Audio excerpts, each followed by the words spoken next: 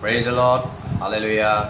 আহক ঈশ্বৰৰ বাক্য, যি হৃদয়বিদায়কৰ বাক্য, বহুতো জানিবলগীয়া আমি আছোঁ, জানিবলগীয়া কথা তাত আছে।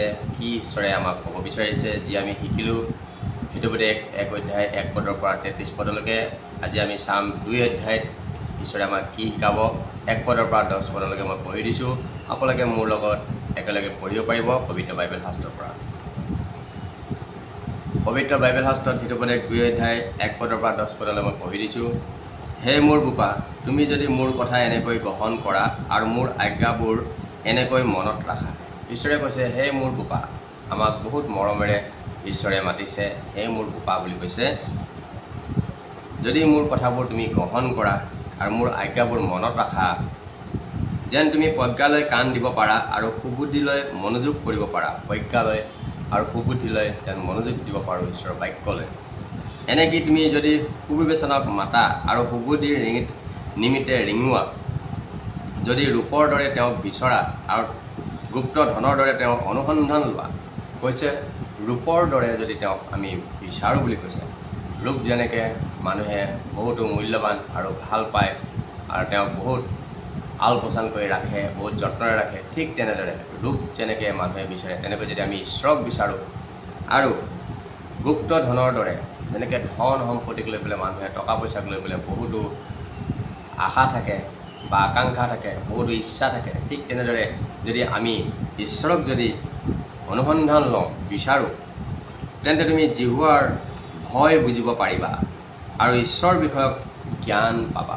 ঈশ্বৰে কৈছে, যদি আমি ৰূপৰ নিচিনাকৈ তেওঁক বিচাৰোঁ, তেনেহ'লে আমি ঈশ্বৰৰ ভয় আমি বুজিবলৈ পাৰিম। কাৰণ আজি ঈশ্বৰৰ ভয় নুবুজাৰ কাৰণেই আজি দেশত পাপ, মাৰা কাটা, ৰেপ, ইজনে সিজনে হিংসা, ভেদ ভাৱ, ঘৰৰ পৰিয়ালৰ মাজত ইজনে সিজনক দেখিব নোৱাৰে, হাই কাজিয়া, এইবোৰ হৈ আছে। ধন সম্পত্তিৰ প্ৰতি লোভ, ব্যভিচাৰ, এইবোৰৰ কাৰণে হৈ আছে। কিহৰ কাৰণে হৈ আছে? ঈশ্বৰৰ প্ৰতি ঈশ্বৰৰ ভয় বুজিব নোৱাৰাৰ কাৰণে।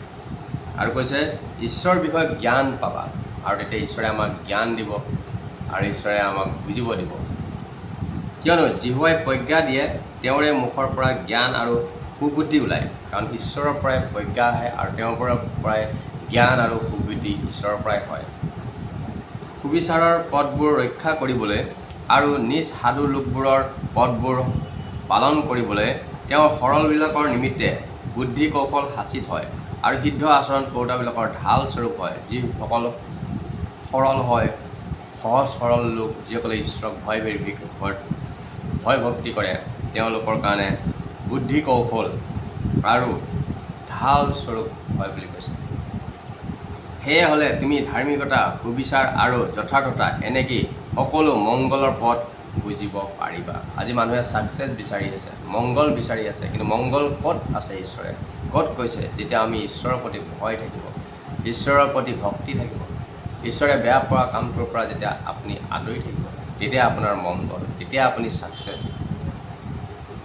কিয়নো প্ৰজ্ঞাই তোমাৰ হৃদয়ত প্ৰৱেশ কৰিব আৰু জ্ঞান তোমাৰ প্ৰাণৰ পোষণজনক হ'ব।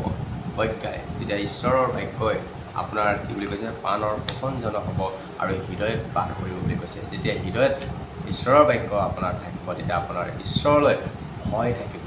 যেতিয়া ঈশ্বৰলৈ যেতিয়া ভয় থাকিব, আপুনি ঈশ্বৰৰ বিৰুদ্ধে আপুনি একো কাম নকৰিব আৰু কৰিব নোৱাৰিব।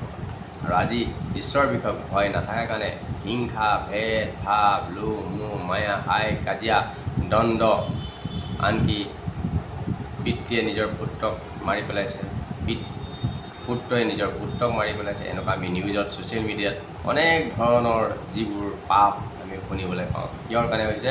ঈশ্বৰৰ প্ৰতি ভয়টো নাথাকাৰ কাৰণে। যেতিয়া আমি ঈশ্বৰৰ প্ৰতি ভয় থাকিম, ঈশ্বৰৰ প্ৰতি জ্ঞান থাকিব, তেতিয়া আমি সেই সকলোৰ পৰা আমি আঁতৰি থাকিব পাৰিম। ধন্যবাদ দিছোঁ সুন্দৰ বাক্যৰ যোগেদি। যিমানে এই বাক্য ইউটিউবৰ যোগেদি শুনিছে, প্ৰত্যেকক ঈশ্বৰে আশীৰ্বাদ কৰক। আহক মই আপোনাৰ কাৰণে প্ৰাৰ্থনা কৰিম। প্ৰাৰ্থনাৰ বিষয় থাকিলে কমেণ্ট বক্সত দিব পাৰিব লিখি। মই আপোনাৰ কাৰণে প্ৰাৰ্থনা কৰিম। Praise god. প্ৰভু যীশু বা ধন্যবাদ দিছোঁ প্ৰভু, যি বাক্য দিলা, এই বাক্য যিমানে ইউটিউবত শুনিছে, প্ৰত্যেকৰ জীৱনত তুমি আশীৰ্বাদ কৰিবা, তেওঁলোকৰ পৰিয়ালৰ আশীৰ্বাদ কৰিবা, তেওঁলোকৰ ল'ৰা ছোৱালীৰ জীৱনত, স্বামী ভাৰ্যাৰ জীৱনত তেওঁলোকৰ উন্নতি কৰিবা, আইন কামত আশীৰ্বাদ কৰিবা, বেমাৰ আজাৰবোৰ নাইকিয়া কৰি দিবা। বিশেষকৈ প্ৰাৰ্থনা কৰিছোঁ প্ৰধানমন্ত্ৰী মুখ্যমন্ত্ৰীসকলক আশীৰ্বাদ কৰিবা, দেশখন শান্তিত চলাই নিব দিবা। যুৱক যুৱতীসকলক আশীৰ্বাদ কৰিবা, নপুংসকলক আশীৰ্বাদ কৰিবা, অনাথসকলক আশীৰ্বাদ কৰিবা, বৃদ্ধসকলক আশীৰ্বাদ কৰিবা। প্ৰভু যিসকলে চৰকাৰী চাকৰি, বেচৰকাৰী, প্ৰাইভেট, দিন হাজিৰা, প্ৰত্যেকক তুমি আশীৰ্বাদ কৰিবা। দুখীয়া দৰিদ্ৰ খাবলৈ কিনিবলৈ সকলোবোৰ তুমি যোগাই দিবা প্ৰভু। ধন্যবাদ দিছোঁ প্ৰভু। এই বাক্য যিমানে শুনি আছে প্ৰত্যেকৰ জীৱনত তোমাৰ মংগল আহিবৰ কাৰণে তুমি আশীৰ্বাদ কৰা। মই তোমাৰ নামত প্ৰত্যেকক মই ব্লেছ কৰি দিছোঁ in the name of Jesus. ধন্যবাদ দিছোঁ প্ৰভু, তুমি মোৰ প্ৰাৰ্থনা শুনিলা। তাৰ বাবে ধন্যবাদ প্ৰাৰ্থনা যীশুৰ নামত কৰিছোঁ। আমেন। প্ৰেইজ দি লৰ্ড, প্ৰেইজ দি লৰ্ড, প্ৰেইজ দি লৰ্ড। আজিলৈ সামৰিছোঁ। আকৌ আমি নেক্সট 11 পদৰ পৰা চাম ঈশ্বৰে আমাক কি আৰু জানিবলৈ দিব। আজিলৈ